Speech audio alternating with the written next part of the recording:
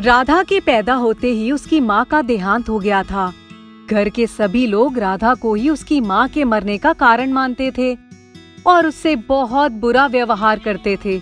राधा जब थोड़ी ही बड़ी हुई तो उससे घर का सारा काम करवाया जाने लगा और उसे स्कूल भी नहीं जाने दिया जाता था। और जब राधा के पिता ने दूसरी शादी कर ली तो राधा के दुख और भी बढ़ गए थे। राधा की सौतेली बहन और सौतेला भाई स्कूल भी जाते थे। उन्हें बहुत अच्छे से और बहुत प्यार से घर में पाला जाता था। राधा बहुत दुखी रहती थी। एक दिन राधा ने अपने पापा से कहा, पापा मैं भी पढ़ना चाहती हूँ। तू क्या करेगी पढ़कर? और तू स्कूल जाएगी तो घर का काम कौन करेगा? दोबारा स्कूल जाने की बात मत करना, जा झाड़ू लगा। राधा रोते रोते झाड़ू लगाने लगती है। उस दिन खाना भी नहीं खाती और अपनी माँ की फोटो के आगे दिन भर रोती रहती है। कोई राधा से खाने को भी नहीं पूछता। सुबह सौतेली माँ के चिल्लाने की आवाज आती है, कहाँ मर गई? राधा अभी तक क्यों नहीं उठी? जल्दी से उठ। राधा घबरा कर उठती है और जल्दी से घर के आंगन में पहुंच जाती है। क्या हुआ माँ? तूने कल घर की झाड़ू तोड़कर कहाँ फेंक दी? माँ मैंने ऐसा कुछ भी नहीं किया। कामचोर, तुझे झाड़ू न लगाना पड़े इसलिए तूने झाड़ू तोड़ दी। चल जा अभी नई झाड़ू लेकर आ। राधा पास के बाजार जाती है और एक नई झाड़ू खरीद कर लाती है। घर आकर वे झाड़ू कोने में रख देती है और पानी पीने जाती है।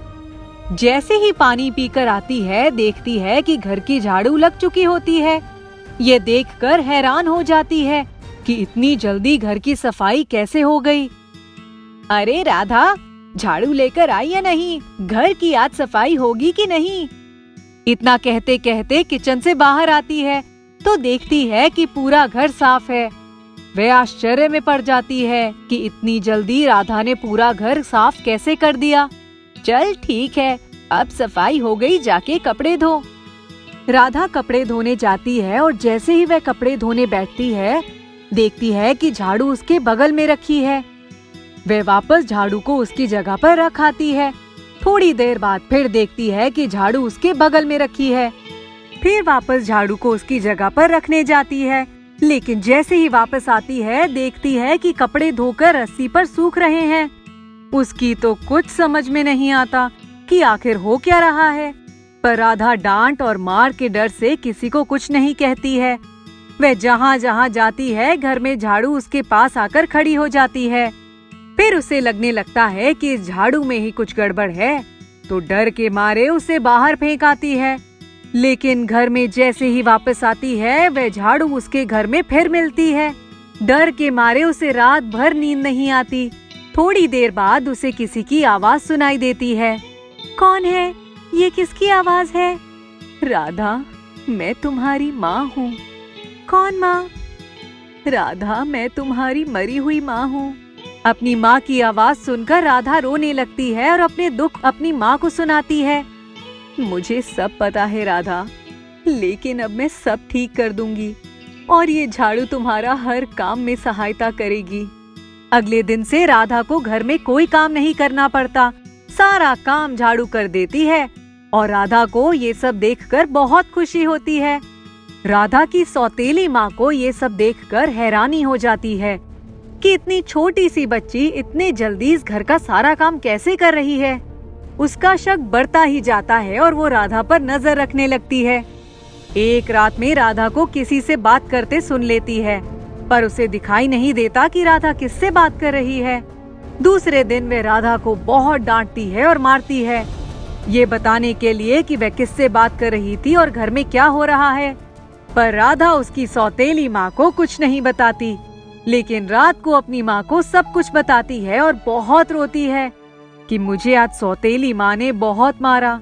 राधा की माँ को बहुत गुस्सा आता है और वह झाड़ू से कहती है कि जाओ और अपना काम करके आओ। झाड़ू जाती है और रात को ही राधा की सौतेली माँ की बहुत पिटाई लगाती है। सौतेली माँ मार खाकर बहुत चिल्लाती है, लेकिन किसी को भी झाड़ू दिखाई नहीं देती कि क्या हो रहा है।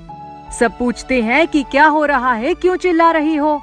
वह कहती है कि मुझे झाड़ू मार रही है, पर किसी को भी झाड़ू नहीं दिखाई देती। अब रोज रात को यही होता। सौतेली माँ की रोज पिटाई होने लग गई थी। सबको लगने लगा था कि सौतेली माँ पागल हो चुकी है। राधा के पापा ने उसका इलाज करवाना शुरू कर दिया था, लेकिन रोज रात की पिटाई होना बंद नहीं हो रही थी। बहुत इलाज करवाने के बाद भी जब सुधार नहीं हुआ, तो राधा के पापा ने सौतेली माँ को पागल खाने में भर्ती करवा दिया। वहाँ सौतेली माँ के एक दिन सपने में राधा की माँ आई और उसने बोला कि तुम मेरी बेटी को बहुत परेशान करती हो, इसलिए आज मैंने तुम्हारी ये हालत कर दी है। अगर तुम मेरी बेटी से माफी मांगोगी और ये वादा करोगी कि कभी भी उसे परेशान नहीं करोगी, मारोगी नहीं, तो मैं तुम्हारा पीछा छोड़ दूंगी और तुम्हें घर वापस भिजवा दूंगी। सौतेली माँ माफी मांगती है और वादा करती है कि मैं अपने बच्चों की तरह ही राधा को पालूंगी। दूसरे दिन डॉक्टर राधा के पापा को बुलाकर कहते हैं कि राधा की माँ ठीक हो चुकी है, इनको आप घर ले जा सकते हो। सौतेली माँ घर आ जाती है और राधा को अपने बच्चों की तरह पालने लगती है और स्कूल भी भेजने लगती है। राधा समझ जाती है कि ये सब क्यों हो रहा है। वे खूब मन लगाकर पढ़ाई करती है और मन ही मन अपनी माँ को धन्यवाद देती है। रोहन नाम का एक बच्चा अपने माता पिता के साथ दिल्ली में रहता था और बड़े स्कूल में पढ़ता था। रोहन 8वीं क्लास में पढ़ता था, लेकिन उसकी उम्र कद के अनुसार बहुत कम थी, इसलिए उसे स्कूल में सारे बच्चे बौना कहकर बुलाते थे और उसका मजाक उड़ाते थे। रोहन को बहुत बुरा लगता था और वह इस वजह से स्कूल भी नहीं आना चाहता था और दिन भर रोता रहता था। एक दिन की बात है, रोहन बेटा जल्दी उठो, स्कूल नहीं जाना क्या? नहीं मम्मी, मुझे स्कूल नहीं जाना। रोहन, ये तुम्हारा रोज का नाटक हो गया है, क्यों स्कूल नहीं जाना चाहते? मैं नहीं जाना चाहता मम्मी। क्या बात है रोहन, स्कूल तो जाना पड़ेगा। रोहन नहीं मानता तो रोहन के पापा उसे कमरे में बंद कर देते हैं और उसे खाना देने से भी मना कर देते हैं। दिन भर और रात भर जब भूखा प्यासा कमरे में बंद रहेगा तो अपने आप दिमाग ठीक हो जाएगा और स्कूल जाने लगेगा। रोहन बहुत रोता है और रोते रोते वहीं सो जाता है। सुबह जब रोहन की अचानक नींद खुलती है तो वह देखता है कि एक तितली रोहन के आसपास उड़ रही होती है। रोहन उस तितली को देखकर अचंभित हो जाता है। ये कैसी तितली है? ये तो इंसान जैसी ही दिख रही है। इतने में, डरो मत, मैं जादुई तितली हूँ। मैंने रात को तुम्हें रोते देखा था, तुम चाहो तो मुझे अपनी परेशानी बता सकते हो। रोहन मायूस हो जाता है। स्कूल में सब लोग मुझे बोना कहकर चिढ़ाते हैं और मेरा स्कूल में कोई भी दोस्त नहीं है, इस वजह से मैं पढ़ भी नहीं पाता। अरे ये तो बहुत गलत बात है, तुमने अपने माता पिता को ये बताया? नहीं, मुझे उनसे डर लगता है। लेकिन तुमको अपने माता पिता को बताना तो पड़ेगा ना? नहीं नहीं, मैं नहीं बता सकता। अच्छा, कोई बात नहीं, तुम अपनी पढ़ाई में मन लगाओ, मैं कुछ करती हूँ। और आज से हम दोस्त हैं, इसलिए अब ये मत कहना कि तुम्हारा कोई दोस्त नहीं है। रोहन खुश हो जाता है और रोहन स्कूल जाने लगता है और मन लगाकर पढ़ाई करता है और रोज जादुई तितली से बात करता है। रोहन की हाइट धीरे धीरे बढ़ने लगती है और जब तक रोहन के एग्जाम का रिजल्ट आता है, रोहन की हाइट भी बढ़ चुकी होती है और रोहन क्लास में टॉप करता है। रोहन में इतना बदलाव देखकर उसकी क्लास में सारे बच्चे और टीचर्स दंग रह जाते हैं। उनको समझ नहीं आता कि रोहन की हाइट कैसे बढ़ गई। घर आकर, तुमको पता है जादुई तितली, मैं क्लास में फर्स्ट आया हूँ और मेरी हाइट तुमने ही बढ़ाई है ना? हाँ रोहन, लेकिन तुमको हमेशा ऐसे ही सबका सामना करना पड़ेगा, इसलिए अपने आप को कभी भी किसी से कम मत समझना। हमेशा खुद पर विश्वास रखना और अगर मैं कभी कहीं चली भी गई तो तुम दुखी मत होना। तुम कहाँ जा रही हो? तुम तो मेरी अच्छी दोस्त हो ना, तुम मुझे छोड़कर कहीं नहीं जाओगी ना? अरे मैं तो सिर्फ बता रही थी।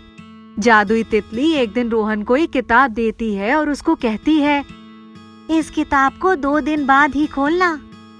ठीक है, अब मैं स्कूल जाता हूँ, आज मेरी स्पीच है स्कूल में। अरे वाह, अच्छे से स्पीच देना।